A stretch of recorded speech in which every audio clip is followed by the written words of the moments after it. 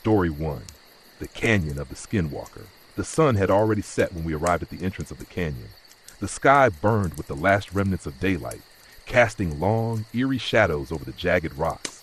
The place was ancient, older than any recorded history, whispered about in legends passed down through generations. It had no official name on any map, just a foreboding moniker the locals used, the Hollow Maw. I glanced at my companion, Detective Alan Graves, a man built for the horrors of the modern world, murders, disappearances, the depraved acts of man. But tonight, what we were hunting wasn't human. For months, people had gone missing near this canyon. Hikers, campers, even experienced survivalists. No bodies were ever found, just abandoned campsites, torn fabric, and sometimes deep claw marks on stone, too deep for any natural predator. Some said it was a bear. Others whispered an older, darker truth, a skinwalker. Alan didn't believe in folklore. I wasn't sure what I believed.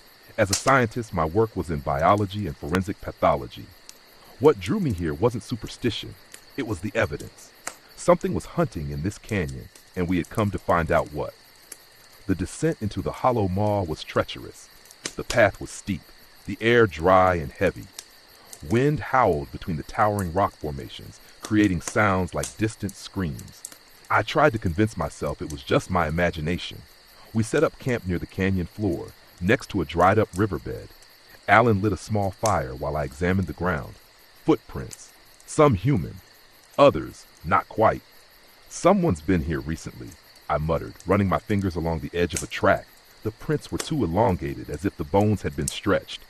Too human to be an animal, too unnatural to be a man, Alan scoffed, adjusting his revolver. Or it's just some old tracks from a hiker with weird shoes. Look, Professor, I respect your field, but I don't believe in monsters. Then what's your theory? He exhaled through his nose, pulling out his flask. Serial killer, a smart one, stays off the grid, knows how to cover their tracks, might even live out here. I wanted to believe that. I really did. Midnight, the smiling stranger. The fire crackled. The night deepened. The canyon walls loomed over us like the ribs of a massive, ancient beast. Then we saw him, a lone man, tall, thin, wrapped in an old dust-covered coat, standing on the ridge above us, watching. Alan's hand went to his gun immediately. Who's there? No response. The figure didn't move, didn't even breathe. I swallowed hard. Maybe he's lost? Alan stood, shining his flashlight at the figure. The beam hit the man's face, except it wasn't a face. It was a stretched, smiling mask of human skin, lips curled upward in a grotesque, permanent grin. My stomach turned. The thing mimicked speech, a wet, gurgling sound, forming something almost like words. Camperst! Alan didn't hesitate. He drew his gun. Back the hell up! The thing tilted its head. The stretched smile widened. Then, in a movement too fast for anything human, it disappeared. One moment standing on the ridge, the next, gone. I shot to my feet. Where did it go? Alan scanned the darkness, gun raised. I don't know, but it's still here. That was the moment the night died. All around us, the canyon began to groan. Deep guttural echoes bounced off the rocks, scraping, scratching, like nails against stone. The air grew thick with the smell of rotting meat. I turned to Alan, but before I could speak, something slammed into our camp. The hunt begins. The fire exploded into embers. A force, unseen, tore through the camp, flipping over equipment and sending our supplies scattering into the dirt. Alan fired blindly into the darkness. Move! He shouted. I didn't need to be told twice. We ran through the dried riverbed, past the gnarled trees that clung desperately to the rocky soil. I could hear behind us, a guttural breathing, a sound like bones cracking and realigning. I risked a glance back. Something was chasing us. It no longer wore human skin. Its limbs had elongated left fingers ending in razor-sharp claws. Its mouth was too wide, too full of teeth, and its eyes hollow, empty sockets that still saw everything. Alan fired 3 shots. The first 2 missed.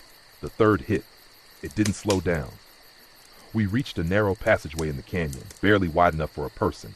Alan shoved me through first. I scrambled forward, hands tearing against rock. Behind me, I heard the sound of flesh splitting open. A scream! Alan screamed. I turned back. The creature had him. Its claws dug into his shoulders, lifting him off the ground. Alan thrashed, knife in one hand, but it was too strong. The thing leaned close, its mouth distending, stretching open farther than any human jaw should. I grabbed a rock, the biggest one I could find, and swung it with all my strength. It connected. The creature snarled a hideous, inhuman sound, and for a moment it let go. Alan hit the ground, gasping. "Run!" I screamed. We bolted deeper into the canyon. The walls began to close in. There was nowhere left to go, no exit, no escape. Alan grabbed my arm, panting. "We have to!" The world tilted. Beneath us, the ground collapsed. We tumbled downward, down into a cavern lined with bones, the nest. The air was thick with the stench of decay. Skulls littered the floor, some human, some not. Alan groaned, gripping his side. "We need to get out of here." I turned, scanning the cavern. Then I saw them. Bodies, dozens of them, hanging from the cavern ceiling like grotesque, hollowed-out puppets. Skin peeled away, stretched, discarded. A horrible realization sank into my bones. The creature didn't just eat them, it wore them, a sound above us, a slow, deliberate clicking. Alan looked up and his face went pale. The creature was there, crawling along the ceiling, wearing Alan's face. The final moment, I grabbed Alan's arm. "We need to go, now!" But he wasn't moving. He was staring at it, at his own stolen face. Then the thing spoke. "Lost?" Alan raised his gun. I knew it wouldn't help. The Skinwalker grinned, and then the lights went out. We were never seen again. Nabja, Story 2, The Wailing Gulch. I never wanted to come here. The Wailing Gulch was one of those places you hear about in hushed whispers, where even the most hardened locals refuse to tread.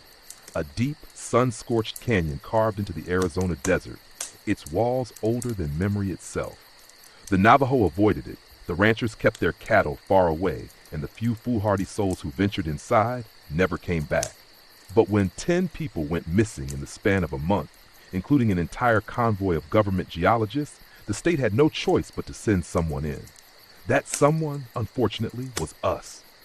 I was Dr. Elijah Cross, an anthropologist and forensic analyst. My job was to find out why people were disappearing. My companion for this mission was Sheriff Daniel Holt, a man who had spent 2 decades hunting fugitives, but had never seen anything like this. We were told it was just an animal attack. They lied. The descent. By late afternoon, we reached the edge of Wailing Gulch. The sun hung low, staining the sky a bruised shade of red. The canyon stretched before us like a wound in the earth, its walls jagged, its floor eerily lifeless. No birds, no insects, just silence. Sheriff Holt adjusted his hat, glancing at me. "You got a bad feeling about this?" I did. But I wasn't about to say it.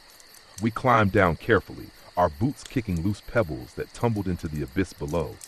The air grew heavier as we descended, thick with a scent I couldn't quite place. It wasn't just decay, it was something older, something wrong. Then I saw the first sign, a skull, half buried in the sand, picked clean of flesh, not by scavengers, not by time, but peeled. I swallowed hard. "Looks like we're in the right place," Sheriff Holt grunted. "Right place for what?" I didn't have an answer. The camp. We found the geologist's camp near a dried-out creek bed. Tents ripped apart, gear scattered, no blood, no bodies, just scratches, deep, uneven gashes along the canyon walls, as if something had clawed at the stone itself. Sheriff Holt knelt, running his fingers along one of the marks. "No animal I know of can do this." I stepped forward, and my boot landed on something soft. I looked down. A human hand, detached, laid out deliberately, the skin stretched, the bones missing. Holt cursed, standing up fast. "We need to leave, now." And then, as if on cue, we heard it. A sound rising from the depths of the canyon. A wail. Low at first, almost human, but then twisting into something impossible. Something in the darkness was awake. Visitor night fell too quickly. The air turned frigid. The moon cast long, skeletal shadows against the canyon walls. Then a figure appeared, just outside the glow of our fire. A man, or at least something wearing a man's shape, tall, gaunt, wrapped in an old dust-caked poncho. His skin didn't fit quite right. His eyes were too deep, too empty. He didn't speak at first, just watched. Then in a voice too flat, too perfect, he said, "You're lost." Sheriff Holt's hand went to his gun. "Who the hell are you?" The man smiled. His teeth weren't right. Too many. Too sharp. "You shouldn't be here," he whispered. Then he took a step forward. Sheriff Holt fired without hesitation. The bullet passed straight through him. The man's grin widened. His body shuddered, split. And then, he wasn't a man anymore. The transformation was violent. The thing's limbs elongated, distorting like melted wax. Its mouth tore open, too wide, too deep, revealing a hollow, writhing abyss. I grabbed Holt and ran. The thing moved too fast. It didn't run.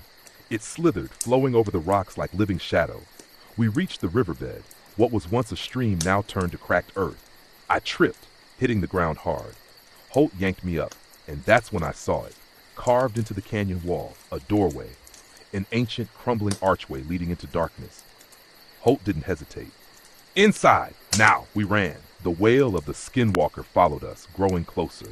The cave swallowed us whole, and the world outside went silent, the buried truth.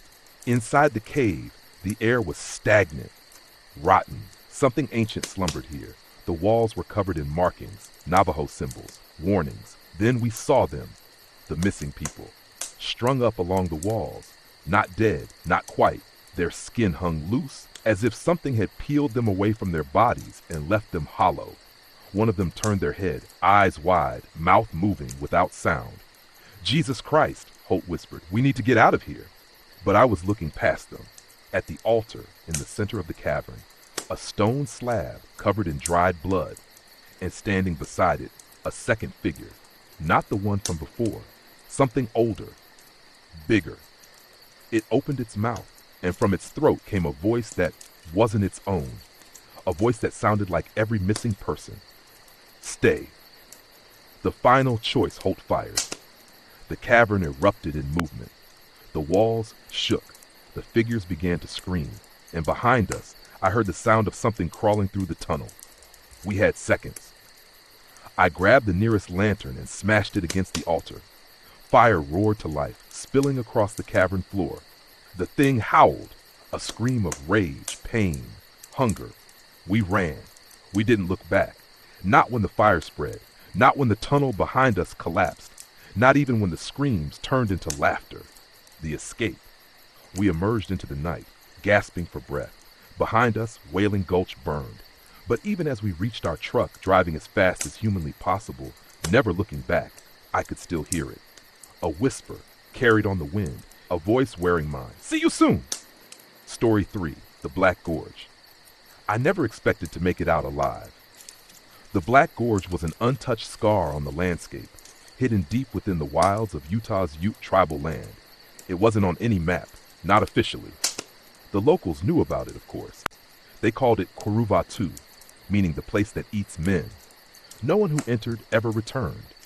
But when a team of park rangers vanished investigating a series of bizarre livestock mutilations, the state had no choice but to send someone in.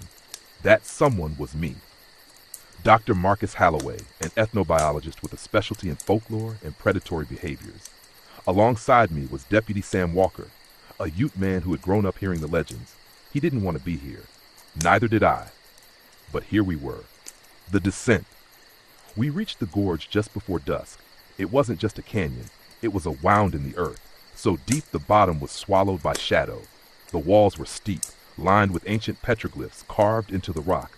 Symbols of warning, not worship. Deputy Walker spat on the ground. We shouldn't be here, Doc. This place isn't meant for the living. I adjusted my backpack. Neither were the people who disappeared. We started down. The air grew heavier. Every step into the gorge felt like stepping into a grave. There were no birds, no insects, just the feeling that something was watching us. By the time we reached the bottom, the sun had nearly set. That was when we saw the first sign. A carcass, an elk, its ribcage torn open, its flesh peeled away in long surgical strips. No scavengers had touched it. Even they were afraid. Walker knelt beside it, running his fingers along the exposed bone. His face went pale. This wasn't done by a coyote, he murmured. No, this was something else. The voices in the dark, we set up camp in a dried-out riverbed, the only flat ground available. As we ate in silence, the night pressed in thick, suffocating, unnatural. Then it began. A voice, echoing between the canyon walls. Help me. I froze. It was human. A man's voice, hoarse, desperate. Walker stood abruptly. No, I looked at him. What do you mean, no? He grabbed my arm, his grip like iron. That's not a person. That's not. I shook him off and grabbed my flashlight. If there's a chance someone's alive. Before I could move, something stepped into the firelight, or something pretending to be one. His clothes were ripped. His arms and legs were too long, his body thin, stretched. His face, oh God, his face looked like a mask of human skin pulled tight over an unnatural skull. Then he spoke again. Help me. Walker pulled his rifle. Back away! The thing grinned, a terrible, splitting grin. And then in my voice, it whispered, help me. The thing lunged. Walker fired. The shot hit, but the creature didn't fall. It just twitched as if momentarily inconvenienced. Then it moved. Not running, not walking, but shifting, jerking forward in impossible motions. We ran. I didn't look back. I could hear it behind us, the sound of bones popping and shifting, its breath coming in, wet gasps. We sprinted through the darkness, weaving between boulders, tripping over loose rock. The thing followed, whispering in our voices. Wait up, don't leave me. The whispers came from every direction. It wasn't just one, there were more. The bone pits. We reached a narrow crevice in the canyon wall and squeezed through. The air inside was damp, putrid. Then we saw them, the missing rangers, or what was left of them. The cavern walls were lined with skins, stretched and dried like leather. Faces hung like grotesque masks. Walker gagged, Jesus Christ. Then the breathing changed. I turned. It was inside with us. Hunched in the corner, wearing someone else's face. It grinned. And then, in Walker's voice, it whispered, wrong way. The escape. Walker didn't hesitate. He fired point blank into the creature's chest. This time, it reacted. It howled, an inhuman shriek that rattled the stone. I grabbed a flare from my pack and struck it, the red glow illuminating the horror before us. It wasn't just one. They were everywhere. Hunched in the shadows, hanging from the walls, crawling along the ceiling, wearing the faces of the dead. We ran. We didn't stop, even as the whispers followed us, even as we heard our own voices calling out behind us. We ran until we saw the pale glow of moonlight. We scrambled up the gorge, our hands bleeding from jagged rock. I could feel it behind me, feel the cold breath on my neck. Then, we broke through. The final moment. We collapsed near the truck, gasping for breath. The night was silent, the canyon below us empty, as if nothing had ever been there. I turned to Walker. He was pale, shaking. We're burning this place to the ground, he muttered.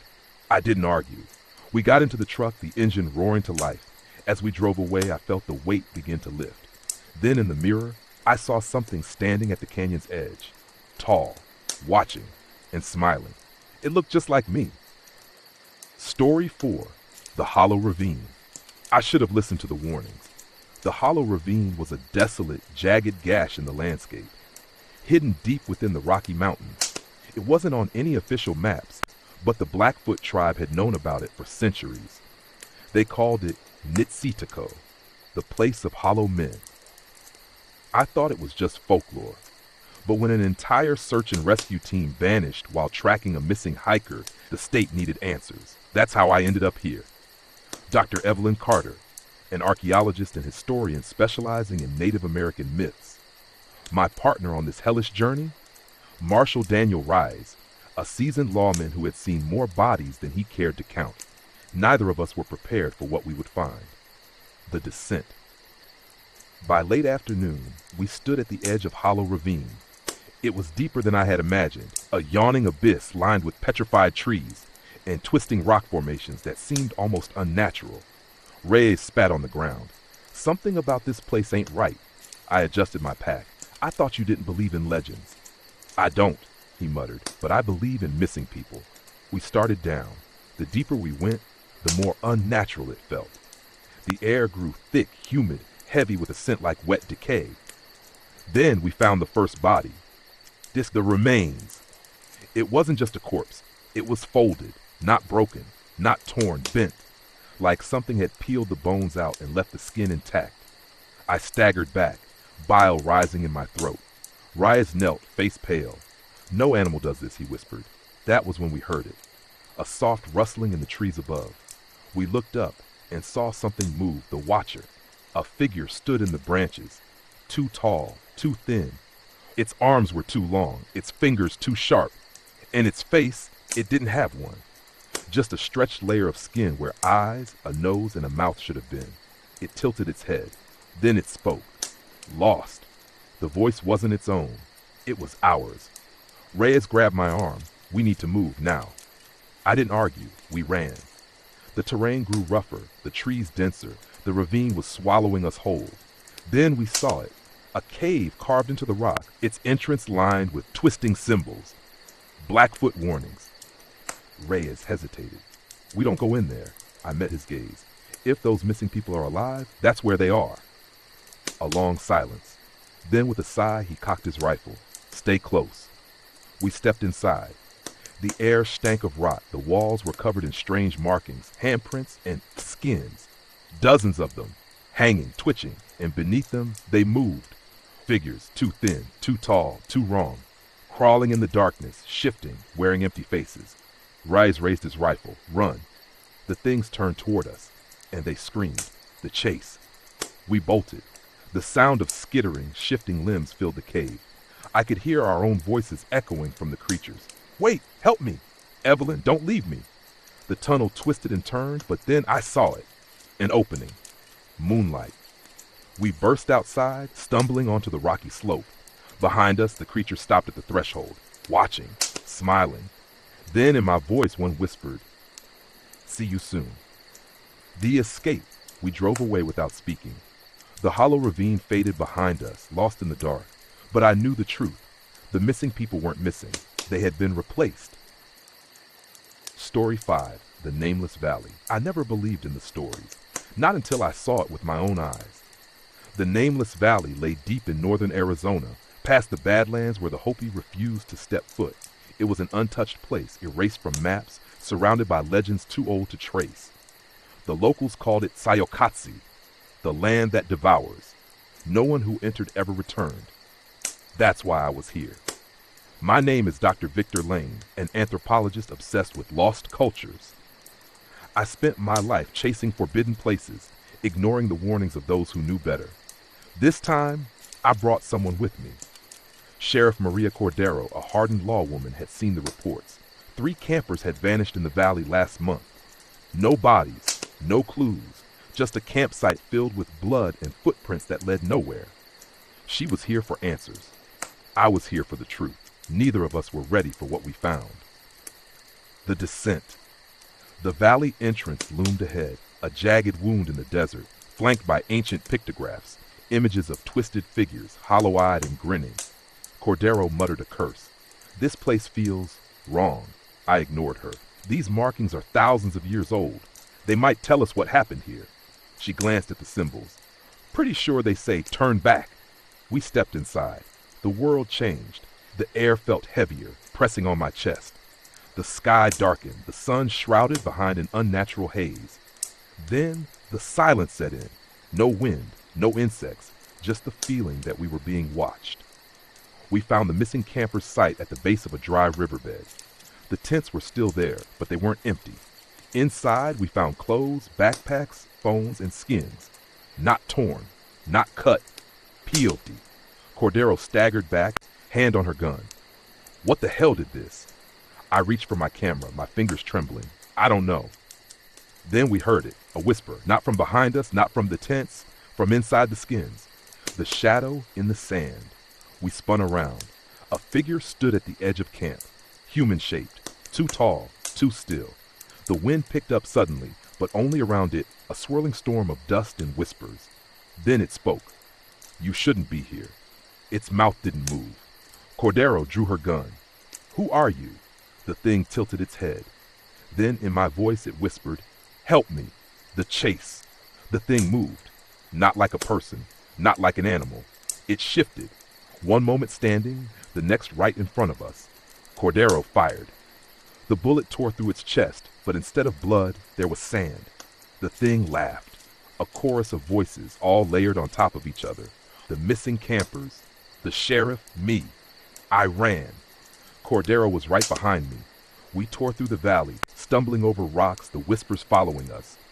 Then, the whispers became screams, the pit. We reached a clearing, and that's when we saw it. A pit. Not natural, not made by hands. A perfect bottomless hole in the center of the valley floor. The wind howled around it, but the hole itself was silent. I felt something pulling me forward. Cordero grabbed me. Victor, don't. I looked down at the faces staring up from the dark. The campers, the others, their skins were gone, but their eyes, they were still alive. And then something pulled them back into the dark. The escape. We didn't wait. We ran. Behind us, the thing laughed, the sound of sand shifting in an empty skull. We didn't stop until we reached the edge of the valley. The moment we stepped out, the whispers stopped. I turned. The valley was gone, just flat desert stretching endlessly beneath the dawn. Cordero was shaking. We were just there. It was. I looked down at my hands. The dust from the valley still clung to my skin, and in the wind I heard my own voice whisper, "See you soon."